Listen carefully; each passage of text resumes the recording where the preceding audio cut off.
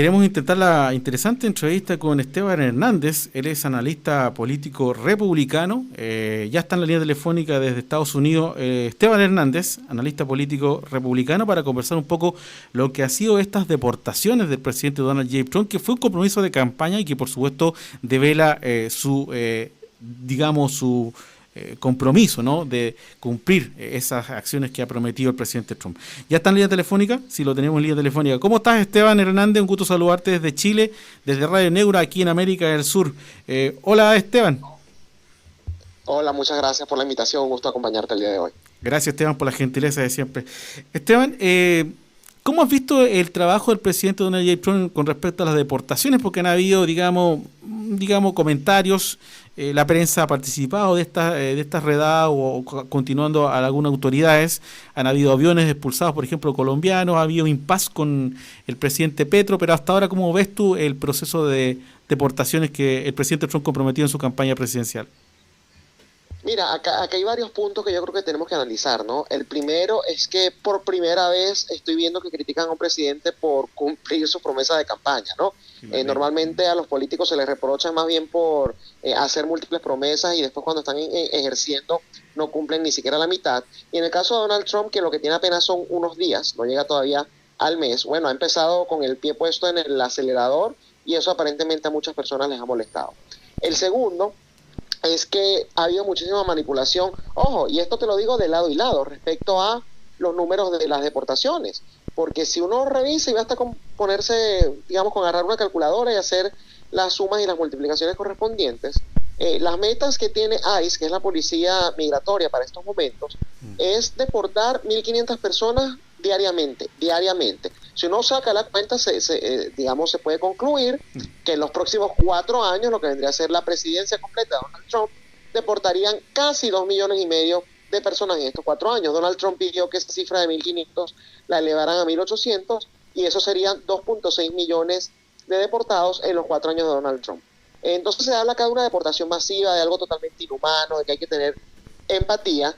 Y curiosamente no dijeron nada cuando Obama o cuando Bill Clinton, que deportó a más de 10 millones de personas, ¿no? Tuvo una jornada incluso mucho más grande al respecto. Entonces creo que son puntos que hay que aclarar para tener justamente una discusión honesta en este asunto que es tan polémico y que evidentemente es delicado porque estamos hablando también de seres humanos, también hay que decirlo, ¿no? Sin duda, y por supuesto que la prensa, digamos, que ocupa un rol importante, ¿no? Habrá que darle interpretación a la prensa. Tú lo decías en una entrevista muy interesante en Estados Unidos, en varias cadenas españolas en Estados Unidos, con respecto a la prensa, cómo lo seguían a estos operativos, ¿no? Tú decías que evidentemente es importante también que se sepa lo que se está haciendo para dar una señal a lo que pasa en las fronteras, ¿no? Mira, y es que eso es parte del plan, y si me lo preguntas, me parece que es hasta inteligente. Ellos están utilizando precisamente el poder mediático, ¿no? Para decir, esto está pasando, cosa que antes no sucedía, y la gente dice, bueno, pero es que lo que se vienen son deportaciones masivas. Más allá de eso, acá se está evitando con este tipo de uso de los medios de comunicación, es que los ingresos por la frontera ilegales justamente vengan disminuyéndose. De hecho, estaba leyendo una cifra bastante curiosa, ¿no? Creo que en los primeros 5 o 6 días de la presidencia de Donald Trump, los ingresos por la frontera se redujeron en un 92% respecto a lo que fue justamente el promedio que tenían diarios en la semana anterior. Entonces, eso ya te habla de que el tema de la narrativa y de la percepción y de la retórica está teniendo su efecto en eso. Además, hay otra estrategia. Muchas personas también deciden irse de manera voluntaria antes de ser justamente deportados. Pero ¿quiénes deciden hacer eso? Bueno, los que de una u otra manera tienen algún tipo de irregularidad en su estatus. Hay algunos que son criminales, que han cometido crímenes dentro de los Estados Unidos, y ese es el principal enfoque de la administración. Lo han dejado claro múltiples veces. Evidentemente, en procesos así de grandes siempre termina pagando algún gusto por pecador, pero sumado a eso también hay personas que, bueno, ingresaron de manera irregular y que evidentemente eso acá, si bien no es un delito de una felonía, sí representa un delito civil, y entonces por eso es que vemos que hay personas que de manera ya voluntaria están tomando este tipo de medidas. Sí, me parece que una mira muy disuasiva también del presidente Trump, y cumplir con la palabra empeñada no es nada malo, al contrario, es una virtud del presidente.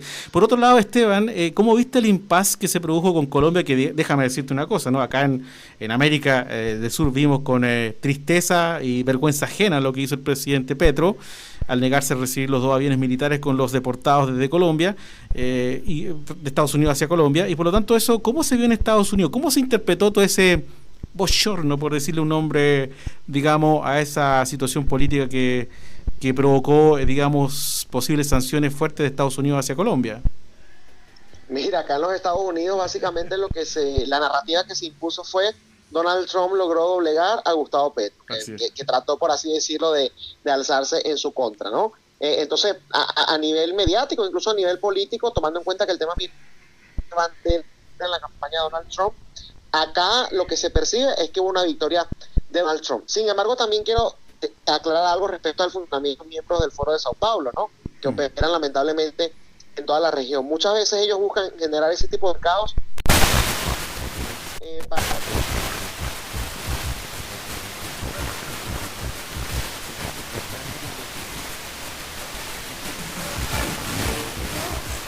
lo que había buscado era algún tipo de alternativas para que la gente no le prestara atención a lo que sucede, por ejemplo, en el Catatumbo, que no le presten atención a esa misión de seguridad que hizo con Vladimir Padrino López, el ministro de Defensa de Venezuela, que ahora tiene una recompensa por los Estados Unidos. Entonces, si bien Donald Trump ganó, y es obvio, yo no diría, ay, Gustavo Petro perdió, porque habría que también analizarlo desde su perspectiva, ¿no? ¿Qué era lo que estaba tratando de lograr con esto? Sin duda. Esteban, el presidente Trump habló ayer de abrir la bahía de Guantánamo. Dice él que habrían 300 camas disponibles para posiblemente llevar a criminales, se hace de carteles mexicanos o del Tren de Aragua, que ha sido también muy renombrado y que ha puesto la atención por parte del presidente Trump. ¿Qué piensas tú que se pueda abrir la isla de Guantánamo para albergar a estos criminales? Mira, y nuevamente, como es algo un poco más delicado, acá pienso que tienen que tener unos filtros mucho más duros para que no haya ni un solo inocente allí, ¿no? Yo no creo que alguien que haya cruzado de manera ilegal, y nuevamente, no es que estoy defendiendo eso, muy por el contrario, lo estoy reconociendo como un delito, ¿no? Pero no es de la misma calidad que un asesino, por ejemplo, un violador. Entonces, son 30.000 plazas en esa cárcel de alta seguridad.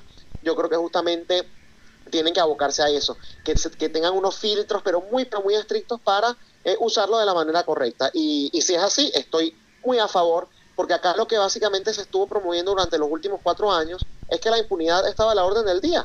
Yo no sé cuántas noticias le llegan de los Estados Unidos allá a Chile, pero acá todos los días estamos leyendo de migrantes, sobre todo con nacionales míos, lamento decirlo, ¿no? Venezolanos, cometiendo cualquier cantidad de atrocidades, individuos que están indocumentados y que los han metido presos en múltiples oportunidades, primero por crímenes menores y después terminan cometiendo otro tipo de cuestiones mucho más graves. Entonces, yo creo que, si se va a usar contra criminales de los peores, de la peor calaña que hay, es algo que tengo que apoyar, evidentemente. Sí, el presidente Trump creo que lo hacía en el contexto, Esteban, de que como ayer se aprobó la ley, el presidente firmó la ley Lincoln-Riley, que evidentemente devela que migrantes extranjeros asesinaron en Estados Unidos.